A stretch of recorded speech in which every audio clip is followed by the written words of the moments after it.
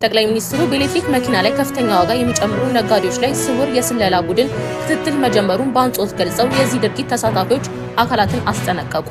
ዶክተር ደሳለኝ ጫኔ የቀድሞውን የአብን አቋማቸውን ትተው ወደ ብልጽግና የመደመር ፍልስፍና በመጠጋት የመንግስት ደጋፊ መሆናቸውን ከጠቅላይ ሚኒስትር አብይ አህመድ ጋር እጅ ለእጅ ሲጨባበጡ በተስተዋሉበት ወቅት በይፋ አሳይተዋል።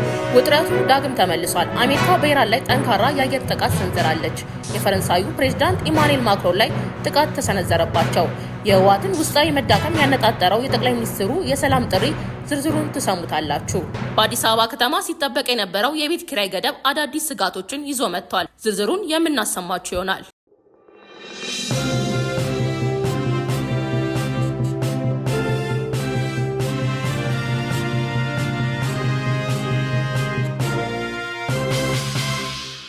ሰላም ጤና ይስጥልኝ። የተከበራችሁ የመረጃ ሊንክ ቤተሰቦች እንደሚከተለው ዝርዝር ትንታኔውን የምናሰማችሁ ይሆናል። የሆርሙዝ ወሽመጥ ላይ ሲጓዙ በነበሩ 3 የነዳጅ ጫኝ መርከቦች ላይ የተሰነዘረውን ጥቃት ተከትሎ አሜሪካ በኢራን ላይ ግዙፍና ጠንካራ የተባለ የአየር ጥቃት መፈጸሟን አስታውቃለች። ጥቃቱ የተፈጸመው ንጹሃን በሚያሽከረክሯቸው ዓለም አቀፍ የንግድ መርከቦች ላይ የተሰነዘረውን ጥቃት ተከትሎ ከፍተኛ ዋጋ ለማስከፈል እንደሆነ የአሜሪካ ጦር አስታውቋል። የአሜሪካ ጦር ማዕከላዊ እዝ እንደገለጸው ጥቃቱ በሆርሙዝ ወሽመጥና በተለያዩ አካባቢዎች የሚገኙ ከ80 በላይ የኢራን ወታደራዊ ኢላማዎችን ያካተተ ነበረ። በሆርሙዝ ወሽመጥ ላይ በተሰነዘረው ጥቃት ከ60 በላይ ትናንሽ የጦር ጀልባዎች የተመቱ ሲሆን የኢራን የሚሳኤል ማስወንጨፊያ ስፍራዎችና የእዝ ማዕከላትም ከፍተኛ ጥቃት ደርሶባቸዋል። የኢራን መንግስት መገናኛ ብዙሃን እንደዘገቡት ከሆነ ጥቃቱ የተፈጸመው ቀሽም ደሴት፣ ባንደር አባስ እና ላርክ በተባሉ አካባቢዎች ሲሆን በሲቪሎች ላይም የጉዳት መዝገብ ሰፍሯል። ኢራን መጀመሪያ ላይ በ3ቱ የነዳጅ ጫኝ መርከቦች ላይ ለተሰነዘረው ጥቃት በቀጥታ ተጠያቂነቱን እንደማትወስድ ገልጻ ነበረ። ይሁን እንጂ የተመቱት መርከቦች የነሱ መሆኑን ያወገዙት ኳታርና ሳውዲ አረቢያ ለተፈጠረው ቀውስ ኢራንን ተጠያቂ አድርገዋል። ጥቃቱ ከመፈጸሙ አስቀድሞ የአሜሪካ ግምጃ ቤት ከዚህ ቀደም በኢራን ላይ ጥሎት የነበረው የነዳጅ ማዕቀብ በጊዜያዊነት ለማንሳት ያሳለፈውን ውሳኔ ወዲያውኑ ሰርዞታል። ይህ የማዕቀብ መላላት እርምጃ በዋሽንግተንና በቴህራን መካከል በቅርቡ የተደረሰውን የመግባቢያ ስምምነት መነሻ ያደረገ ነበር። የኢራን የውጭ ጉዳይ ሚኒስቴር የአሜሪካን እርምጃ የሁለቱን ሀገራት ስምምነት የሚጥስ የዋሽንግተንን ቅልቦና የሌለውና የማይታመን አቋም የሚያሳይ ነው ሲል ኮንኗል። የኢራን ባለስልጣናት ሀገራቸው ብሔራዊ ጥቅሟንና ደህንነቷን ለማስጠበቅ ስትል ማንኛውም አይነት ቆራጥ እርምጃዎችን ከመውሰድ ወደ ኋላ እንደማትልና ጠንካራ ምላሽ እንደምትሰጥ አስጠንቅቀዋል።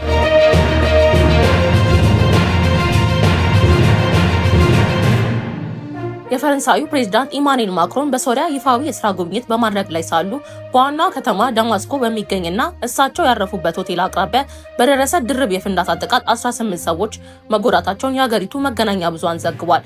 ጥቃቱ በተሰነዘረበት ወቅት ፕሬዝዳንት ማክሮን ከሶሪያ መሪ አህመድ አልሻራ ጋር ለመወያየት በፕሬዝዳንታዊ ቤተመንግስት ውስጥ የነበሩ ሲሆን ፍንዳታው ሳይነካቸው በሰላም መትረፋቸውና ደህንነታቸው የተጠበቀ መሆኑን ባለስልጣናት አረጋግጠዋል። የሶሪያ የመንግስት የዜና ወኪል ሳና እንደዘገበው የጸጥታ ኃይሎች 2 የተቀበሩ የፈንጂ መሳሪያዎችን አግኝተው ለማክሸፍ በሚንቀሳቀሱበት ወቅት ፍንዳታው ደርሷል ሲሉ ዘግበዋል። አንደኛው ፈንጂ በቆመ ተሽከርካሪ ውስጥ የተጠመደ ሲሆን ሁለተኛው ደግሞ በቆሻሻ ማከማቻ ውስጥ ተደብቆ ተገኝቷል። በጥቃቱ ከተጎዱት 18 ሰዎች መካከል 4ቱ የፖሊስ አባላት መሆናቸው ታውቋል። የሀገሪቱ የውስጥ ጉዳይ ሚኒስቴር የጥቃቱን ፈጻሚዎች ለይቶ በቁጥጥር ስር ለማዋል ምርመራ መጀመሩን አስታውቋል። ቢቢሲ አረብኛ ያነጋገራቸው አንድ የዓይን እማኝ እንደገለጹት የመጀመሪያ ፍንዳታ ሲከሰት እሳቸው በቱሪዝም ሚኒስቴር ዋና መስሪያ ቤት ፊት ለፊት ነበሩ። የመጀመሪያው ፍንዳታ ንብረት ላይ ጉዳት ያደረሰ ቢሆንም በሰው ላይ የከፋ ጉዳት አላደረሰም። የጸጥታ ኃይሎች በአካባቢው ያሉ አጠራጣሪ ነገሮችን በመፈተሽ ላይ ሳሉ ግን ከ20 ሜትር ባነሰ ርቀት ላይ ሁለተኛው ፍንዳታ ተከስቶ በጸጥታ ኃይሎችና በትራፊክ ፖሊሶች ላይ ከባድ ጉዳት ደርሷል ሲሉ አስረድተዋል። በማህበራዊ ሚዲያ ላይ የተለቀቁ ተንቀሳቃሽ ምስሎችን በጥቃቱ ቦታ ከቆሙ ተሽከርካሪዎች ላይ እሳትና ከፍተኛ ጭስ ሲነሳ አሳይተዋል። ከፍንዳታው በኋላ ፕሬዝዳንት ኢማኑኤል ማክሮን በማህበራዊ ሚዲያ ገጻቸው ላይ ባሰፈሩት መልእክት የደረሰው ጥቃት የሶሪያንን በሰላም የመኖር ፍላጎት እንደማይገታው ገልጸዋል። ፕሬዝዳንቱ ምንም ነገር የሶሪያ ሴቶችና ወንዶች በሙሉ በነጻነት፣ በደህንነት፣ በብዝሃነትና በአንድነት በጠበቀች ሶሪያ ውስጥ ለመኖር ያላቸውን ምኞት አያደናቅፈውም በማለት አክብሮታቸውን ገልጸዋል። ፕሬዝዳንት ማክሮን የሶሪያ ጉብኝታቸውን ሲያጠናቅቁ ለኔቶ ጉባኤ በቀጥታ ወደ ቱርክ ያቀናሉ ተብሎ ይጠበቃል።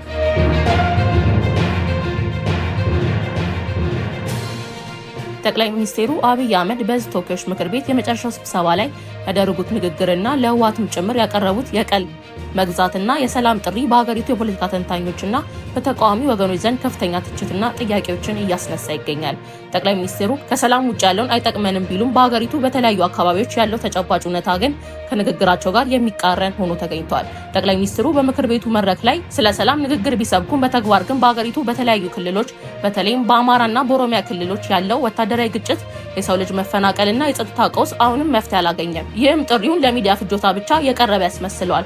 ምንም እንኳን ጠቅላይ ሚኒስትሩ የምክር ቤቱን ተፎካካሪ ፓርቲ አባላት ጀግኖች እያሉ ባይወድሱም በተጨባጭ ግን ባለፉት 5 ዓመታት የምክር ቤቱን ሚና የገዢው ፓርቲ ውሳኔዎች ያለምንም ተቃውሞ ከማጽደቅ የዘለለ አልነበረም የሚሉ ወገኖች በርካታ ናቸው። ምክር ቤቱ አስፈጻሚውን አካል የመቆጣጠር አቅሙ ሙሉ በሙሉ መዳከሙ ይተቻል።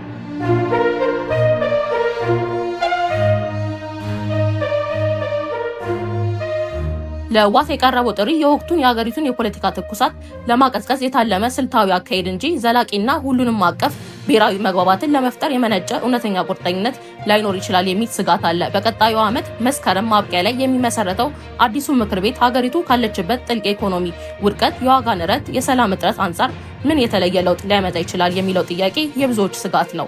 የፖለቲካ ምህዳሩ ካልሰፋና እውነተኛ ሁሉንም አቀፍ ውይይት ካልተደረገ አዲስ ምክር ቤት መታከቱ አዲስ ምክር ቤት ብቻውን የሀገሪቱን ስር የሰደዱ ችግሮች ሊፈታ እንደማይችል የዘርፉ ተንታኞች ያስጠነቅቃሉ። የህዝብ ተወካዮች ምክር ቤት ፓርላማ ባካሄደው መደበኛ ስብሰባ ላይ የሀገሪቱን የፖለቲካ ምህዳር ማሳያ የሆነ አንድ ያልተጠበቀ ትኩረት የሚስብ ሁኔታ ተመዝግቧል።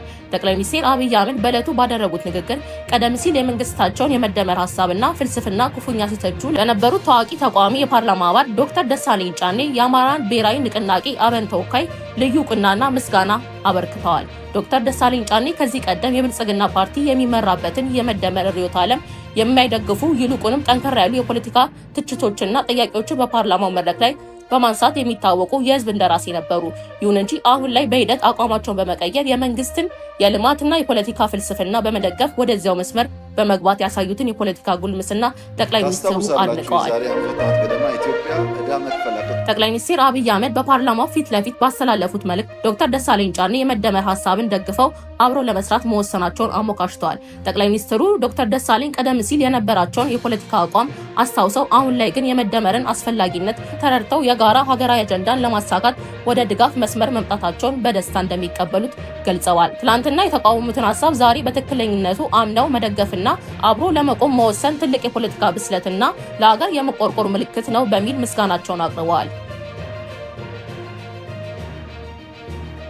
ይህ አጋጣሚ ለሌሎች ተቃዋሚ ኃይሎች አርአያ ሊሆን እንደሚገባ የጠቀሱት ጠቅላይ ሚኒስትሩ በጠላትነት ከመፈረጅ ይልቅ በጥሩ ሀገራዊ ሀሳቦች ዙሪያ መደመርና አብሮ መስራት ለኢትዮጵያ ሰላም ወሳኝ መሆኑ አስምረውበታል። ይህ በፓርላማው የታየው ክስተት በሀገሪቱ የፖለቲካ ተንታኞች ዘንድ የተለያየ ትርጉም እየተሰጠ ይገኛል።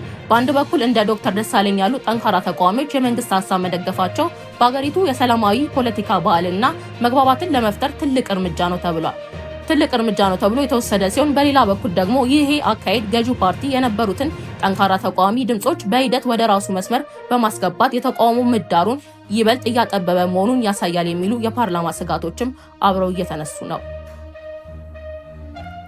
በመንግስት ድጎማ ኤሌክትሪክ መኪናዎች ወደ ሀገር ውስጥ በሚገቡበት ወቅት ተራው ዜጋ መኪና በቅናሽ ዋጋ እንዲያገኝ እና ሀገሪቱ ለነዳጅ የምታወጣውን ከፍተኛ ወጪ ምንዛሬ ለመቀነስ ታስቦ ነበር።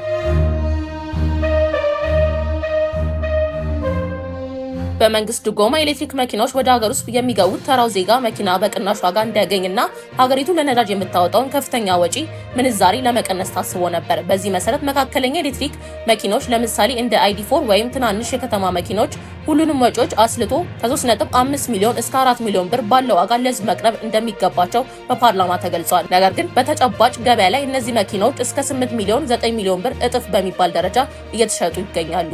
ይህ የሚያሳየው መንግስት በዘርፉ ላይ የተዘረጋው ህገወጥ መረብ ለመበጠስ መደበኛ ያልሆነ የስለላና የክትትል ስራ መጀመሩን ነው። መኪናዎችን በመንግስት ድጎማ አስገብተው ዋጋቸውን በሰው ሰራሽ መንገድ በማናር ጥቁር ገበያ ፈጥረዋል። ይፋዊ በሆነ መንገድ ሳይሆን እንደ ተራው ገዢ ሆነው ገበያ ውስጥ በመግባት መኪናዎችን ከተቀመጠው የዋጋ ጣሪያ በላይ የሚሸጡ የመኪና ነጋዴዎችና ደላላዎችን በድብቅ የመሰለልና መረጃ የማሰባሰብ ስራ እየተሰራ መሆኑን ያሳያል። ህገወጦቹን እጅ ከፍንጅ ይዘው አስተማሪ እርምጃ ለመውሰድ መዘጋጀታቸውን የሚጠቁሙ ነው።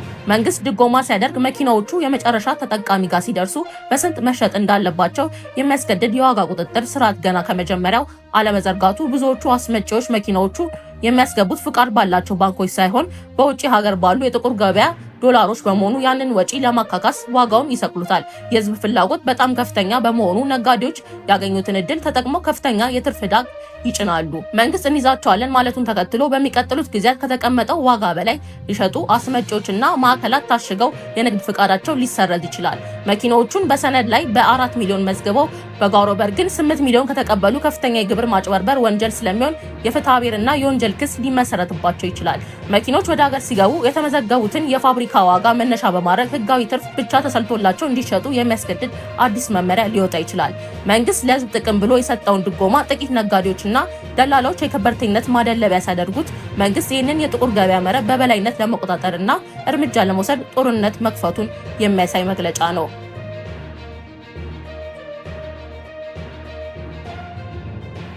በአዲስ አበባ ከተማ ለረጅም ጊዜ ሲጠበቅ የነበረው የግል መኖሪያ ቤቶች የአከራይ ተከራይ አዲስ ውል ምዝገባ ዛሬ ሐምሌ 1 ቀን 2018 ዓ.ም በሁሉም ክፍለ ከተሞች በይፋ መጀመሩ ታውቋል። ከዚህ ጋርም ተያይዞ ለ2019 በጀት ዓመት የሚተገበረው ፍትሐዊ የቤት ኪራይ ዓመታዊ ጭማሪ ጣሪያ 11.5% ብቻ ሆኖ መጽደቁን የከተማው የቤቶች አስተዳደር ቢሮ አስታውቋል። ውሳኔው በኪራይ ገበያው ላይ የሚስተዋሉ ህገወጥና ዘፈቀዳዊ አሰራሮችን ለመግታት የታለመ ቢሆንም በተግባር መሬት ላይ ካለው እውነታ አንጻር ግን ከባድ ትችቶች፣ ቅሬታዎች እየቀረቡበት ይገኛል። የከተማው አስተዳደር ይህንን አዲስ አሰራር የዘረጋው በቤት ኪራይ ገበያው ውስጥ ያለውን የተዝረከረከ አሰራር ለመቆጣጠር መሆኑን ገልጿል። መንግስት እንዳለው ውሳኔው የነዋሪዎችን የመክፈል አቅም ያገናዘበና በሳይንሳዊ ጥናት ላይ የተመሰረተ ነው። አከራዮች ከንብረታቸው ፍትሐዊ ገቢ እንዲያገኙ ያደርጋል በሚል ነው። ተከራዮች ደግሞ በየጊዜው ከሚደረግ ያልተገባ ጭማሪና የቤት ልቀቁልኝ ስነልቦናዊ ስጋት ድነው እንዲረጋጉ ይረዳል። ይሁን እንጂ ይህ አዋጅ ይፋ ከመሆኑ በፊት የነበረው የዝግጅት ጊዜ ለአከራዮች ምቹ ቀዳዳ ፈጥሮ የነበረ መሆኑን አሁን ላይ የነዋሪዎች ቅሬታ አባብሶታል። በተለይም በአስፈጻሚው አካልና በአዋጁ ላይ የጠንካራ ትችቶች እየቀረቡ ይገኛሉ። መንግስት ህጉን አውጥቶ ምዝገባ እስከሚጀምር ድረስ የወሰደው ረጅም ጊዜ አከራዮች አስቀድመው እንዲዘጋጁ አድርጓቸዋል። በርካታ አከራዮች የ11.5% ጣሪያው ከመጣሉ በፊት በተከራዮቻቸው ላይ ከ50% እስከ 100% የሚደርስ እጅግ ከፍተኛ የዋጋ ጭማሪ አስቀድመው አድርገዋል። በመሆኑም አዲሱ የ11.5% ጭማሪ የሚሰላው አከራዮች በቅርቡ በፈጠሩት የተጋነነ ዋጋ ላይ በመሆኑ ተከራዩን ከቀድሞ ጫና አላዳነውም። ነዋሪዎች እንደሚሉት አዋጅ ማውጣት ብቻውን በቂ አይደለም። አከራዮች ካላስደሰተ ልቀቅ በሚል ጫና ውል በድብቅ እንዲፈረም ወይም ያለ ውል በደላላ አማካኝነት እንዲከራዩ የሚያደርጉትን የተለመደ ህገወጥ አካሄድ መንግስት በመሬት ላይ ወርዶ እንዴት ሊቆጣጠር ይችላል የሚለው ጥያቄ ትልቅ ጥርጣሬ ፈጥሯል። ተቺዎች እንደሚሉት የቤት ኪራይ ችግር በዋጋ ቁጥጥር ብቻ መፈታት አይችልም። በከተማዋ ያለው የቤት አቅርቦትና ፍላጎት አለመመጣጠን እስካልተቀረፈ ድረስ አከራዮች በተለዋዋጭ መንገዶች ህጉን መጣሳቸው እንደሚቀጥሉና ይህም የኪራይ ገበያውን ወደ ጥቁር ገበያ ሊቀይረው እንደሚችል ስጋታቸውን ይገልጻሉ።